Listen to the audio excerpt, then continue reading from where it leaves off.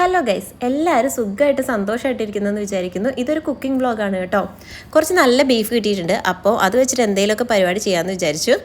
നമ്മുടെ പറമ്പിൽ നിന്ന് തന്നെ കുറച്ച് കറിവേപ്പിലയും പച്ചമുളകൊക്കെ പറിച്ചെടുക്കുന്നുണ്ട് കേട്ടോ.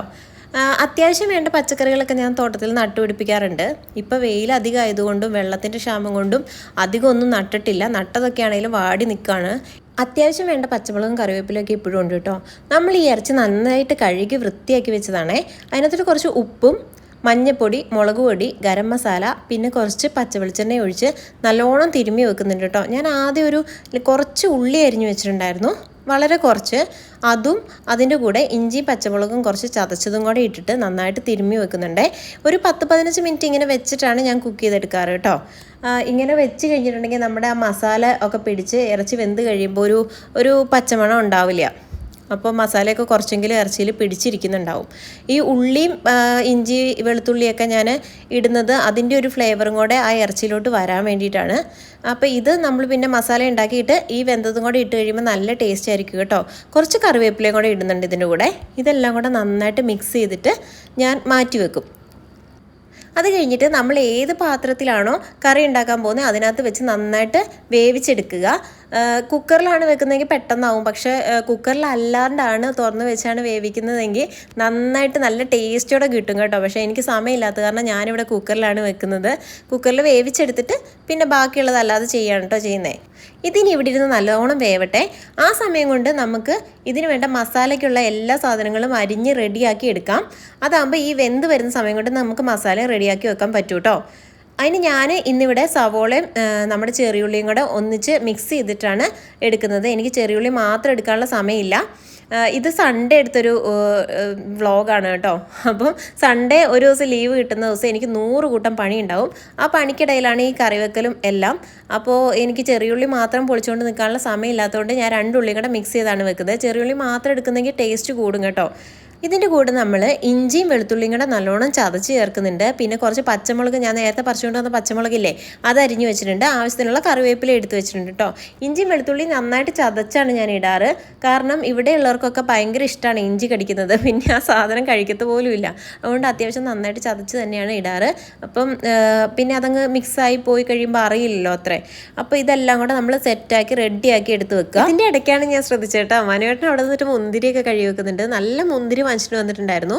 അത് സ്വന്തം കഴുകി ബോക്സിലാക്കി എടുത്ത് വെക്കുക. അച്ചുകുട്ടിന് ഭയങ്കര ഇഷ്ടമാണ് മുന്തിരി. അപ്പോൾ അത് കഴുകി എടുത്ത് വെച്ച് കഴിഞ്ഞിട്ടുണ്ടെങ്കിൽ അവൻ ഇടയ്ക്കിടയ്ക്ക് എടുത്ത് കഴിച്ചോളും. അവനെ ഭക്ഷണം കഴിപ്പിക്കലാണ് അവിടുത്തെ മെയിൻ പണി. ഭക്ഷണം കഴിക്കാൻ നല്ല മടിയനാണ് കേട്ടോ. ഇങ്ങനത്തെ ഫ്രൂട്ട്സും കാര്യങ്ങളൊക്കെ ആണെങ്കിൽ അത്യാവശ്യം കുഴപ്പമില്ലാണ്ട് അവനെടുത്ത് സ്വന്തം കഴിക്കും. ഇന്ന് എന്താ തോന്നിയെന്ന് അറിയില്ല, എന്നെ സഹായിക്കുന്നുണ്ട്. പക്ഷേ എല്ലാത്തിനും സഹായിക്കും കേട്ടോ, എന്നെ ഒരുപാട് സഹായിക്കുന്നുണ്ട്. എൻ്റെ എല്ലാ കാര്യത്തിനും എന്നെ ഹെൽപ്പ് ചെയ്യുന്നതും മോട്ടിവേറ്റ് ചെയ്യുന്നതും ഒക്കെ മനുവേട്ടനാണ് കേട്ടോ. ഒത്തിരി ഭയങ്കര സപ്പോർട്ടാണ് എനിക്ക് കിട്ടുന്നത്. പിന്നെ ഞാനിന്ന് എൻ്റെ അമ്മമ്മ വാങ്ങിച്ചെന്ന ഉരുളിയിലാണ് കേട്ടോ ബീഫ് ഉണ്ടാക്കാൻ പോകുന്നത്. ഏകദേശം ഒരു 1.5 കിലോയോളം നമുക്ക് വെക്കാൻ പറ്റും ഇതിനകത്ത്. അമ്മമ്മ ഇങ്ങനെയാണ്, ഇടയ്ക്കിടയ്ക്ക് എന്തെങ്കിലും പാത്രങ്ങൾ, വിളക്കും അങ്ങനത്തെ സാധനങ്ങളൊക്കെ അമ്മയ്ക്ക് ഭയങ്കര ഇഷ്ടമാണ്. ഇടയ്ക്കിടയ്ക്ക് എനിക്ക് വാങ്ങിച്ചു തരാറുണ്ട് കേട്ടോ. പിന്നെ നോൺ സ്റ്റിക്ക് വെക്കുന്നതിനേക്കാൾ എന്തുകൊണ്ടും നല്ലത് ഇങ്ങനെയുള്ള പാത്രങ്ങൾ യൂസ് ചെയ്യുന്നതാണല്ലോ. ഇതാണ് ചൂടായി കഴിഞ്ഞ് കഴിഞ്ഞിട്ടുണ്ടെങ്കിൽ പെട്ടെന്നാവുകയും ചെയ്യും. നോക്കി നിൽക്കുന്ന സമയം കൊണ്ട് ഉള്ളിയൊക്കെ വഴറ്റിയെടുക്കാൻ പറ്റും. അധികം പാടൊന്നുമില്ല.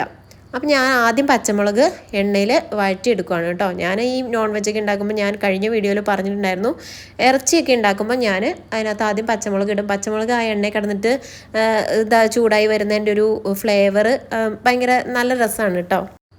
ഇനി ഇതിലേക്ക് ഇഞ്ചിയും പച്ചമുളകും കൂടെ ചതച്ച് വെച്ചിരിക്കുന്നത് നന്നായിട്ടിട്ട് വഴറ്റി കൊടുക്കുക. അതിൻ്റെ ഒരു പച്ചമണം മാറുന്ന വരെ വഴറ്റി കൊടുത്തിട്ട് അതിലേക്ക് ഉള്ളിയും കറിവേപ്പിലയും എല്ലാം കൂടെ ഇട്ടിട്ട് ഞാൻ നന്നായിട്ട് വഴറ്റിയെടുക്കുകയാണ് കേട്ടോ ചെയ്യുന്നത്.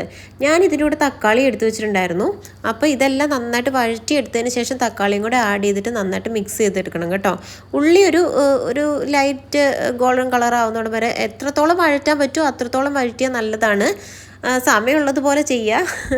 സമയമില്ലാത്തപ്പോൾ കുറച്ച് വഴറ്റുക, സമയം കൂടുതലുള്ളപ്പോൾ നന്നായിട്ട് വഴറ്റി എടുക്കുകയാണെങ്കിൽ കറിക്ക് ടേസ്റ്റ് കൂടും.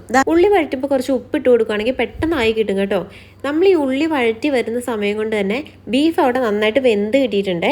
അത് അവിടെ ഇരുന്ന് വിസിലടിക്കുന്നുണ്ടായിരുന്നു. ഓഫ് ചെയ്ത് വെച്ചിട്ട് അതിൻ്റെ ഉള്ളിലെ എയറൊക്കെ പോയതിന് ശേഷം തുറന്ന് കഴിയുമ്പോൾ നന്നായിട്ട് വെന്തിരിക്കുന്നുണ്ടാവും. മസാലയൊക്കെ ചെറുതായിട്ട് പിടിച്ച് അതിനകത്ത് പാകത്തിന് വേവൊക്കെ ആയിട്ട് ഇരിക്കുന്നുണ്ടാവും കേട്ടോ. പിന്നെ നമുക്ക് വേണ്ട മസാലകളൊക്കെ ആഡ് ചെയ്യുക അതിനകത്തോട്ട്. ഇതിലേക്ക് കുറച്ചുകൂടെ കറിവേപ്പിലയൊക്കെ ചേർത്ത് നന്നായിട്ട് മൂപ്പിച്ചിട്ട് നമുക്ക് ആവശ്യമുള്ള മസാലകൾ ഏതൊക്കെയാണോ അതെല്ലാം ആഡ് ചെയ്യാവുന്നതാണ്. ഞാനിവിടെ കുറച്ച് മുളക് പൊടി ചേർക്കുന്നുണ്ട്, പിന്നെ മഞ്ഞപ്പൊടി അമ്മമ്മ ഉണ്ടാക്കി തന്നാണ് കേട്ടോ. നമ്മുടെ പറമ്പിൽ നിന്ന് പറിച്ച് പുഴുങ്ങി ഉണങ്ങി പൊടിപ്പിച്ച് തരുന്നതാണ് എനിക്ക്. എല്ലാ വർഷവും ചെയ്തു തരാറുണ്ട് കേട്ടോ. മുളക് പൊടിയൊക്കെ ആണെങ്കിൽ നമ്മൾ വീട്ടിൽ തന്നെ പൊടിച്ചെടുക്കുന്നതാണ്. മഞ്ഞപ്പൊടി ആഡ് ചെയ്തു, പിന്നെ കുറച്ച് മീറ്റ് മസാല ആഡ് ചെയ്യും. മല്ലിപ്പൊടി കുറച്ച് ആഡ് ചെയ്യാറുള്ളൂ. മല്ലിപ്പൊടി ആഡ് ചെയ്തിട്ട് നന്നായിട്ട് വഴറ്റുവേ. കുരുമുളക് ഇച്ചിരി നന്നായിട്ട് ചേർക്കാറുണ്ട് കേട്ടോ. ഞാൻ നോൺ വെജുകൾക്ക് പൊതുവേ നമ്മുടെ വീട്ടിൽ നിന്ന് തന്നെ കിട്ടുന്ന കുരുമുളക് പൊടിച്ചെടുത്ത് വെക്കുന്നതാണ് യൂസ് ചെയ്യുന്നത്. കുറച്ചായിട്ട് പൊടിച്ച് വെക്കും. അപ്പോൾ അതിന് മണമൊന്നും പോകാതെ എത്ര നാൾ വേണേലും ഇരിക്കും. ഇടയ്ക്ക് കുരുമുളക് വെയിലത്തൊന്നും ഇട്ട് ഉണക്കി വെച്ച് കഴിഞ്ഞിട്ടുണ്ടെങ്കിൽ ഒത്തിരി നാളെ ഇരിക്കും കേട്ടോ. എൻ്റെ വീട് വയനാട് ആയതുകൊണ്ട് തന്നെ അവിടെ ഇഷ്ടംപോലെ കുരുമുളകൊക്കെ ഉണ്ട്. അപ്പോൾ അമ്മമ്മ എല്ലാം എനിക്ക് കൊണ്ടു തരാറാണ് പതിവ്. പിന്നെ ഏറ്റവും ലാസ്റ്റാണ് ഞാൻ തക്കാളി ഇടാറ്. തക്കാളി കൂടി ഇട്ടിട്ട് നന്നായിട്ട് മൂപ്പിച്ചിട്ട് ഇതിലേക്ക് നമ്മൾ വേവിച്ച് വെച്ച ബീഫ് അതിൻ്റെ വെള്ളം എല്ലാം കൂടെ കൂടിയിട്ട് ഒഴിക്കുകയാണ് കേട്ടോ ചെയ്തത്. ഞാൻ കുറച്ച് ബീഫ് മാറ്റി വെക്കുന്നുണ്ട്. അത് കുറച്ച് അച്ചുകുട്ടിന് വറുത്ത് കൊടുക്കാൻ വേണ്ടിയിട്ടാട്ടോ. അവന് ഡീപ്പ് ഫ്രൈ ചെയ്യുന്നത് ഭയങ്കര ഇഷ്ടമാണ്. അപ്പോൾ എന്തെങ്കിലുമൊക്കെ കഴിക്കട്ടെ എന്ന് വിചാരിച്ചിട്ട് ഞാൻ അതും ഇതൊക്കെ ആക്കി കൊടുക്കാറുണ്ട്. ഞാൻ ഒരു കറി തന്നെയായിട്ട് വെക്കാറില്ല. ബീഫ് വാങ്ങിച്ചാലും ചിക്കൻ വാങ്ങിച്ചാലും അത് രണ്ടായിട്ട് എടുത്തിട്ട് വേറെ എന്തെങ്കിലുമൊക്കെ ചെയ്യാറുണ്ട്. അപ്പോൾ കണ്ടു കഴിയുമ്പോൾ ഏതെങ്കിലുമൊക്കെ കുറച്ച് കഴിക്കുമല്ലോ. എല്ലാ അമ്മമാരും ഇങ്ങനെയൊക്കെ തന്നെയാണ്. എന്തെങ്കിലുമൊക്കെ അടവ് കാണിച്ച് കുട്ടികളെ പറ്റിക്കാൻ നോക്കാറുണ്ടല്ലേ നമ്മൾ. അപ്പോൾ ഇതെല്ലാം കൂടി ഇട്ട് കഴിഞ്ഞപ്പോഴത്തേക്കും എവിടുന്നാന്ന് അറിയത്തില്ല ഓടിപ്പടച്ച് വന്നിട്ടുണ്ട്. അവൻ ആ വെന്ത ഇറച്ചിന്നൊരു കഷ്ണം വേണമെന്ന് പറഞ്ഞു. അതിനൊരു കഷ്ണം എടുത്ത് കഴിച്ചിട്ട് അവൻ പോയി കേട്ടോ. ഇടയ്ക്കിടയ്ക്ക് ഇങ്ങനെ വന്ന് നോക്കും നമ്മൾ വീട്ടിലുണ്ടെങ്കിൽ. അമ്മ എന്ത് ചെയ്യാമെന്ന് ചോദിച്ചിട്ട് നമ്മുടെ പുറകെ നടക്കും. അതൊക്കെ ഒരു രസമാണല്ലേ. അവനും മിസ് ചെയ്യുന്നുണ്ടാവും ഇടയ്ക്ക് തന്നെ. ഞാൻ ജോലിക്ക് പോയിട്ട് വൈകുന്നേരമാണല്ലോ വരുന്നത്, അവന് സ്കൂളിൽ പോയിട്ട് വൈകുന്നേരമാണ് വരുന്നത്. പിന്നെ കാണുന്ന കുറച്ച് സമയമല്ലേ ഉള്ളൂ. ആകെ കിട്ടുന്നത് ഈ സൺഡേ ഒക്കെയാണ്. ആ സമയം ഫുൾ ടൈം അവൻ പുറകെ നടക്കും കേട്ടോ. അങ്ങനെ നമ്മുടെ ബീഫ് അടിപൊളിയായിട്ടായിട്ടുണ്ട്. ടേസ്റ്റ് നോക്കാൻ വേണ്ടിയിട്ട് ഞാൻ വീട്ടിലുള്ള സമയത്ത് അച്ഛനെയാണ് സാധാരണ വിളിക്കുന്നത്. മനുവേണ്ണുണ്ടെങ്കിൽ മനുവേണ്ണോടും ചോദിക്കും. പക്ഷെ മനുവേണ്ണേക്കാൾ അച്ഛനാണ് ടേസ്റ്റ് നോക്കാനൊക്കെ ഇഷ്ടം. അവന് വലിയ ഭക്ഷണപ്രിയനല്ലെങ്കിലും ടേസ്റ്റ് നോക്കാനൊക്കെ ഇഷ്ടം അവന് തന്നെയാണ് കേട്ടോ. അപ്പോൾ ഞങ്ങൾ രണ്ടുപേരും കൊണ്ട് ടേസ്റ്റൊക്കെ നോക്കി സംസാരിച്ച് ഇങ്ങനെ നിൽക്കുകയായിരുന്നു. ഇടയ്ക്കിടയ്ക്ക് അവൻ പോയി കളിക്കും, ഇടയ്ക്ക് വന്ന് നോക്കും, അങ്ങനെയൊക്കെയാണ് കേട്ടോ. ഇന്ന് ബീഫിൻ്റെ കൂടെ നെയ്പത്തിരിയാണ് കേട്ടോ ഉണ്ടാക്കുന്നത്. സാധാരണ ഞാൻ പുഴുക്കലേരി വെള്ളത്തിലിട്ട് കുതിർത്തി അരച്ചെടുത്തിട്ട് അത് വെച്ചിട്ടാണ് ഉണ്ടാക്കാറ്. ഇതിപ്പോൾ ഇൻസ്റ്റൻ്റ് ആയിട്ട് ഉള്ള പൊടിയാണ് കേട്ടോ. പെട്ടെന്ന് ഉണ്ടാക്കേണ്ടതുകൊണ്ട് ഞാൻ ഇത് വെച്ചിട്ടാണ് ഉണ്ടാക്കുന്നത്. മനുവിന് ഭയങ്കര ഇഷ്ടമുള്ള സാധനമാണ് കേട്ടോ നെയ്പത്തിരി. അപ്പോൾ സൺഡേ സമയമുള്ളത് കൊണ്ട് ഞാനിതൊക്കെ ഉണ്ടാക്കി കൊടുക്കാറുണ്ട്. അതിൻ്റെ കൂടെ എക്സ്ട്രാ ഒന്നും ആഡ് ചെയ്യണ്ടെങ്കിലും ഞാൻ അതിനകത്ത് കുറച്ച് തേങ്ങയും ജീരകവും പിന്നെ ചെറിയുള്ളിയും ഒക്കെ ആഡ് ചെയ്തിട്ടുണ്ട്. എന്നിട്ട് നന്നായിട്ട് തിളച്ച വെള്ളത്തിൽ വേണം ഇത് കുഴച്ചെടുക്കാൻ. ഉപ്പും ആഡ് ചെയ്യണം കേട്ടോ. എന്നിട്ട് ആവശ്യത്തിന് വെള്ളം ഒഴിച്ച് നമ്മൾ പാകം നോക്കി കുഴച്ച് എടുക്കുകയാണ് ചെയ്യുന്നത്.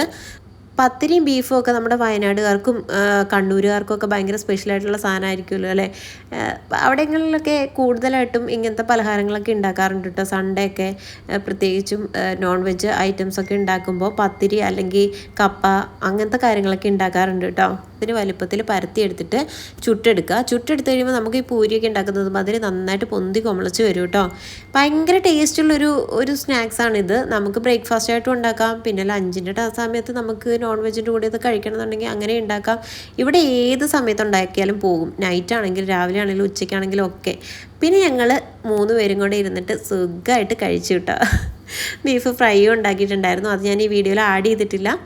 എല്ലാവർക്കും ഭയങ്കര ഇഷ്ടമായി. ഞങ്ങൾ 3 പേരും ആസ്വദിച്ച് വർത്താനമൊക്കെ പറഞ്ഞ് നന്നായിട്ട് ഫുഡ് കഴിച്ച് സെറ്റായിട്ടുണ്ട് കേട്ടോ. സൺഡേ എല്ലാവരുടെയും സൺഡേ അടിപൊളിയായിരുന്നായിരിക്കുമല്ലോ അല്ലേ. എല്ലാവർക്കും സൺഡേ എപ്പോഴും സ്പെഷ്യലായിട്ടുള്ളൊരു ദിവസമാണല്ലോ. മിക്കവരും വീട്ടിൽ തന്നെ ഉണ്ടാവും. കുട്ടികളും വലിയവരും എല്ലാവരുമായിട്ട് സംസാരിച്ച് നമ്മുടെ കാര്യങ്ങളൊക്കെ പറഞ്ഞ് കളിച്ച് ചിരിച്ചിരിക്കാൻ പറ്റിയ ദിവസമാണല്ലോ അല്ലേ. അപ്പോൾ അടുത്ത വീഡിയോയിൽ അടുത്ത വിശേഷങ്ങളുമായി കാണാം. അതുവരെ ബൈ.